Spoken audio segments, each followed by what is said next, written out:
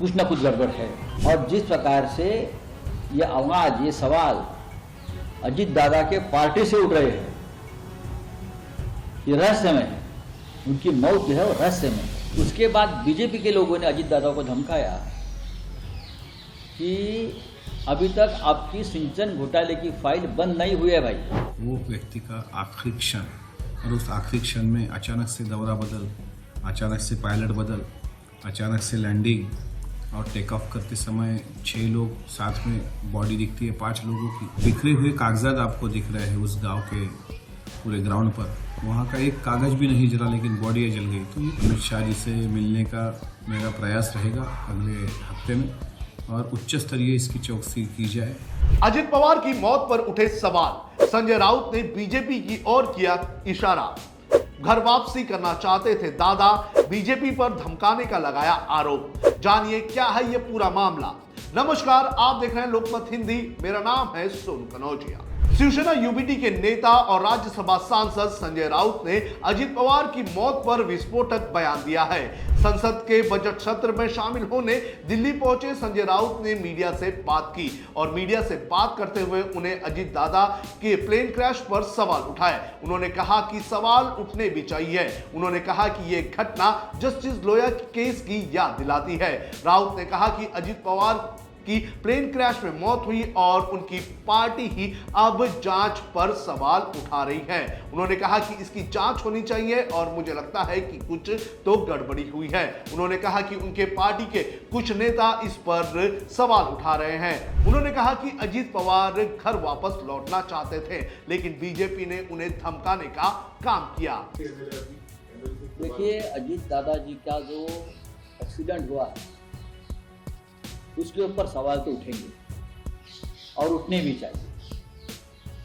अजीत दादा पवार जैसी एक लीडर, एक बड़ा नेता महाराष्ट्र का, जिस प्रकार से विमान दुर्घटना में उनकी मौत हो गई और जो तथ्य सामने आ रहे हैं, मुझे लगता है उसके ऊपर सिर्फ हम जांच करेंगे, हम रिपोर्ट देंगे नहीं, कुछ ना कुछ गड़बड़ है।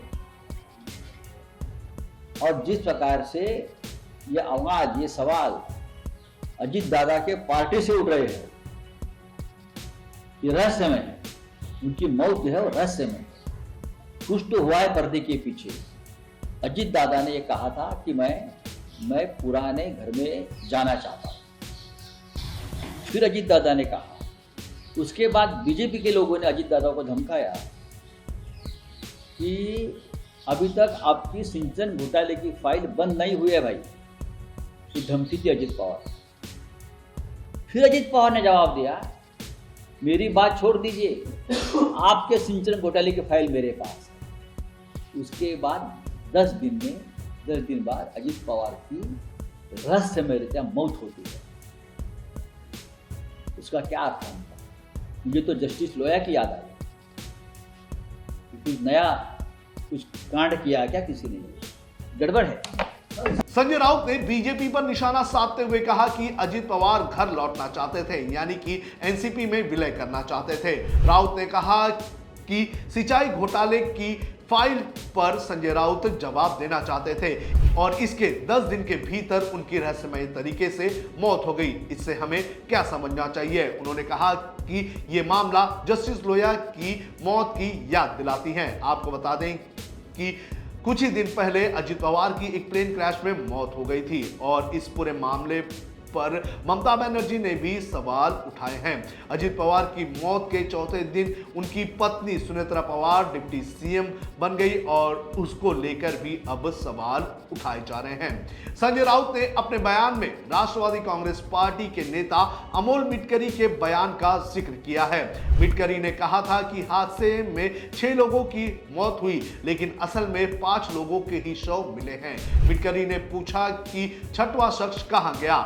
मिटकरी ने यह भी सवाल पूछा है कि टेक ऑफ से पहले यात्रियों की सूची डिटेल रिकॉर्ड की जाती है, वो डिटेल रिकॉर्ड कहां है और क्या पायलट बदली किए गए? महाराष्ट्र का एक बड़ा नेता है जिनको अजीत दादा के नाम से जाना जाता है, वो अभी हमारे बीच नहीं रहे। राष्ट्रवादी कांग्रेस पार्टी के साथ महाराष्ट्र की जितनी भी जनता होगी, वो 1 साल के बच्चे से लेकर 80 साल के बूढ़े तक और जिनको उसमें समझ है, ऐसे सभी लोग आज दादा के नाम से उनको ढूंढ रहे हैं, उनको ढूंढने की कोशिश कर रहे हैं। अभी जिला परिषद के चुनाव थे, दादा चुनाव के प्रचार के लिए बारामती आ रहे थे, तो जिस दिन दादा का फ्लाइट क्रैश हुआ, यानी 26 जनवरी को तो आप देखते हैं उन्होंने पुणे के गार्डियन मिनिस्टर इस नाते भारतीय ध्वज का अनावरण किया था, और बदनसीबी से 28 जनवरी को वो ध्वज उनको उसमें लपेट के लाना पड़ा। इस तरीके से इतना बड़ा कोई आदमी महाराष्ट्र को जिसकी आवश्यकता है, जो अनेक सालों तक इस महाराष्ट्र में जनता के लिए काम करते रहे, वो व्यक्ति का आखिरी क्षण, और उस आखिरी क्षण में अचानक से दौरा बदल, अचानक से पायलट बदल, अचानक से लैंडिंग और टेक ऑफ करते समय 6 लोग साथ में, बॉडी दिखती है 5 लोगों की, जो घड़ी हाथ की दिखाई जाती थी वो भी अभी कहीं दिखाई नहीं देती, और जो बिखरे हुए कागजात आपको दिख रहे हैं उस गांव के पूरे ग्राउंड पर, वहाँ का एक कागज़ भी नहीं जला लेकिन बॉडी जल गई। तो ये कुछ शंका उत्पन्न करने वाले, ये मैं महाराष्ट्र के मुख्यमंत्री जी से उन्होंने एक इंसाफ दिलाने के लिए उसकी सीबीआई जांच की, सीबीआई जांच करने की एक ग्वाही दी है, आश्वस्त किया है। और मैं खुद केंद्रीय गृह मंत्री अमित शाह जी से मिलने का मेरा प्रयास रहेगा अगले हफ्ते में, और उच्च स्तरीय इसकी चौकसी की जाए।